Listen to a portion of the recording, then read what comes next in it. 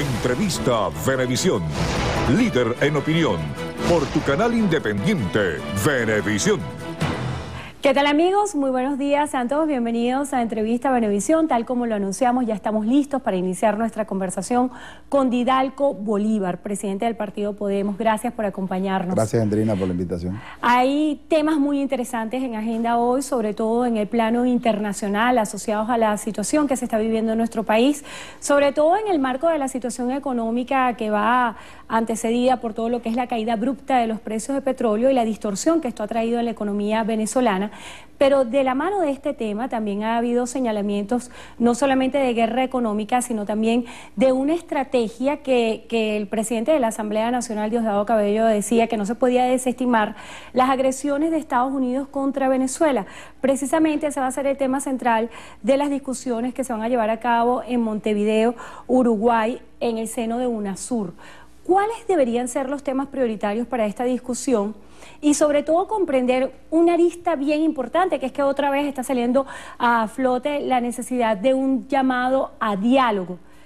¿Quién sería el interlocutor en este caso? ¿Se trata de un diálogo político o un diálogo económico?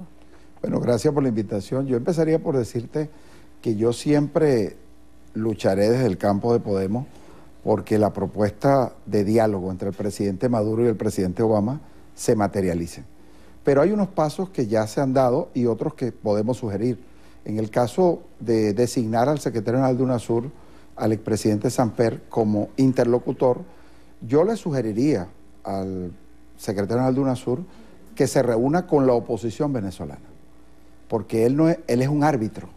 Él no puede actuar frente a la comunidad internacional como un vocero del sector oficial del gobierno, quienes respaldamos el gobierno. Él está obligado a oír a los sectores que adversan el gobierno porque forma parte de la confrontación internacional que se ha vendido mal que bien y que ha logrado sus efectos en términos internacionales. Yo creo que un diálogo de él hacia el sector opositor, para oírlo, para escucharlo, digamos, adelantaría. Y por otro lado, creo que el presidente Maduro, a través del PSV, sus autoridades y partidos del Pueblo Patriótico, deben buscar la iniciativa de reunirse con el Partido Republicano. Yo creo que la complejidad de la política internacional en Estados Unidos en estos momentos, con una mayoría republicana en el Congreso, obliga no solamente a hacer una relación de funcionarios públicos diplomáticos, sino que obliga también a iniciativas políticas de carácter partidista, tanto los partidos aliados al gobierno como los partidos que representan la política exterior de los Estados Unidos. Creo que eso es fundamental. Voceros de Estados Unidos han dicho que se puede establecer un diálogo directo entre ambas naciones, que sin embargo no han podido obtener este acceso directo, sino que se ha tratado de buscar vías de mediación como la CELAC, UNASUR. ¿Cuál pudiera ser la interpretación de no asumir esta mediación como un bloque regional, sino como un gobierno dirigiéndose a otro par? Pero yo creo que hay elementos que de alguna otra manera contribuyen a que eso no se materialice, ¿no? Y es la interpretación que se tenga de manera internacional. Por eso insisto que el secretario de UNASUR debe oír a la oposición venezolana. Es una manera de ayudar al esfuerzo que el presidente Maduro ha dicho en función de lograr un diálogo directo entre los Estados Unidos, el gobierno de los Estados Unidos y el gobierno venezolano. Hablando también de la necesidad de diálogo, hay una situación económica que los venezolanos estamos enfrentando día a día con el tema del desabastecimiento, también denominada por el Ejecutivo Nacional como una guerra económica. En este caso, ¿qué es lo que ha hecho falta para que exista un diálogo entre los empresarios privados y el Ejecutivo Nacional? Por ejemplo, hay temas importantes como el que plantea Carlos Larrazábal, segundo vicepresidente de Fede Cámara, que dice que los empresarios piden definir inventarios y acaparamiento.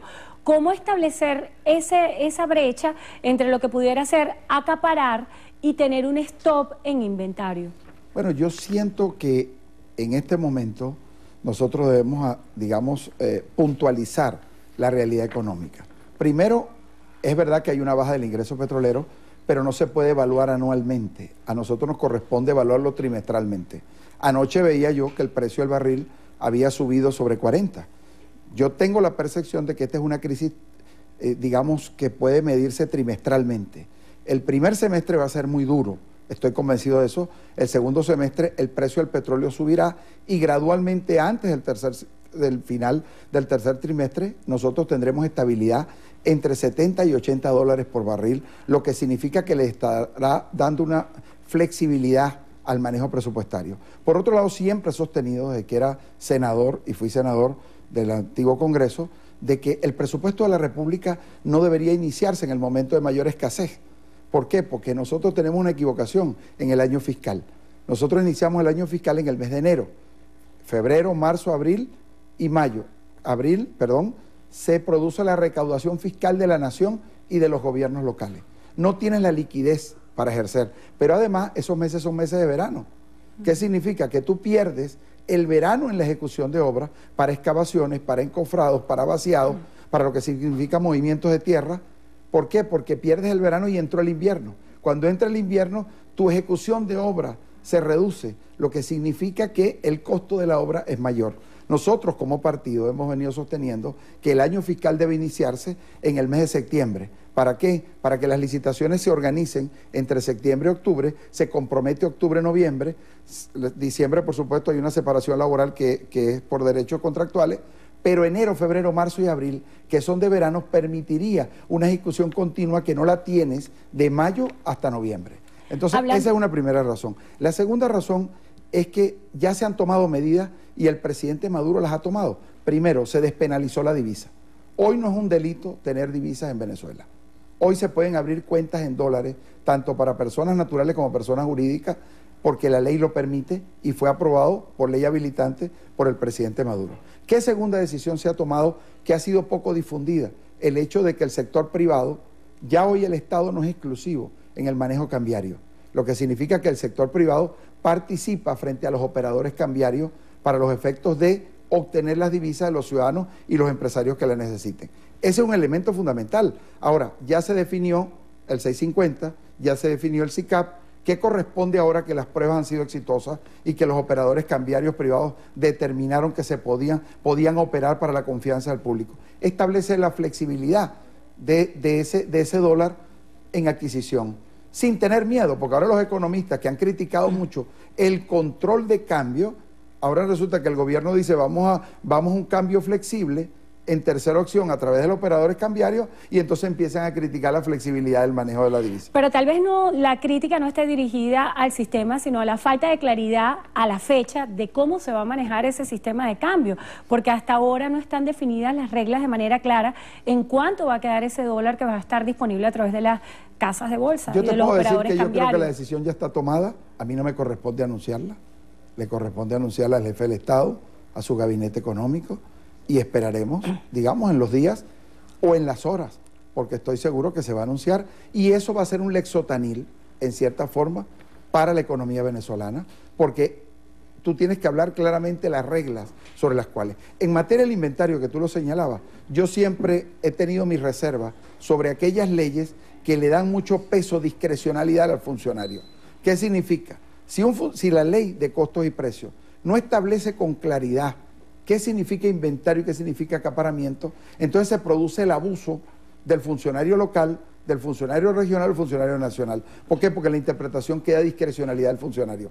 Hace falta una reglamentación que defina con claridad cuál es la diferencia entre inventario y acaparamiento. Necesitamos que nuestros empresarios tengan inventario, pero tenemos que darle confianza para que no se produzca el hecho de no quererlo tener.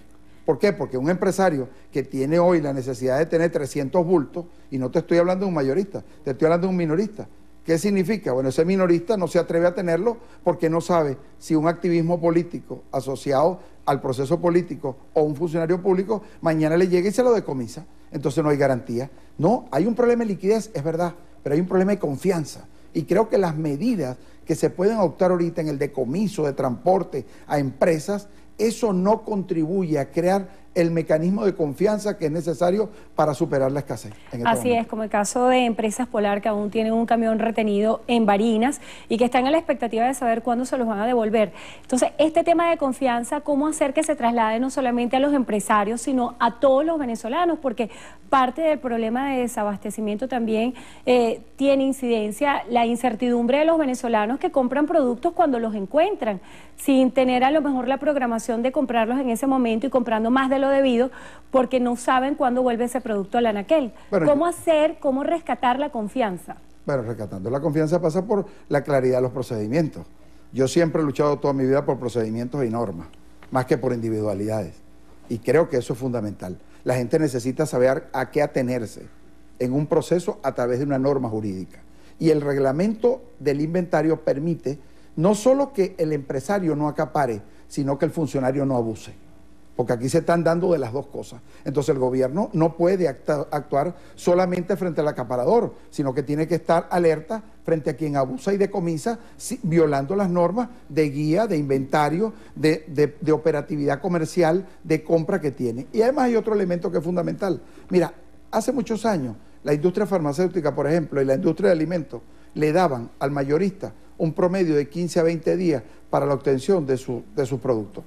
Esta mayorista, al minorista y al bodeguero o al farmacéutico le daban una semana y media. Hoy no hay ni un solo día. Entonces hay una descapitalización. El farmacéutico hoy no compra por indicadores epidemiológicos, hoy compra por consumo.